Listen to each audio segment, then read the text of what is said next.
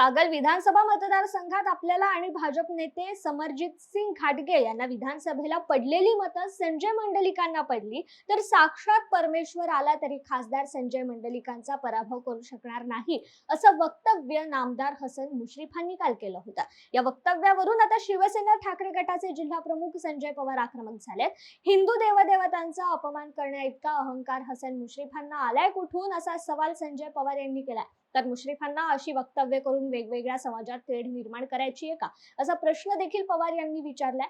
मुश्रीफ साहेब, निवडणुकीत देवदेवतांना आणू नका, देवदेवतांचा अपमान करू नका, तुमच्यात एवढा अहंकार येणं चुकीचं आहे, असं देखील संजय पवार यांनी म्हटलंय. दरम्यान या वादग्रस्त वक्तव्याबद्दल संबंधितांवर निवडणूक आयोगाकडून कारवाई करण्यात यावी, अशी मागणी देखील संजय पवार यांनी केली आहे.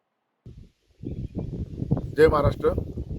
काल कोल्हापूरमध्ये नामदार हसन मुश्रीफ साहेबांनी एक असं वक्तव्य केलेलं आहे की निवडणुकीमध्ये साक्षात भगवान जरी आले तरी संजय मंडलिकांचा पराभव करू शकणार नाहीत.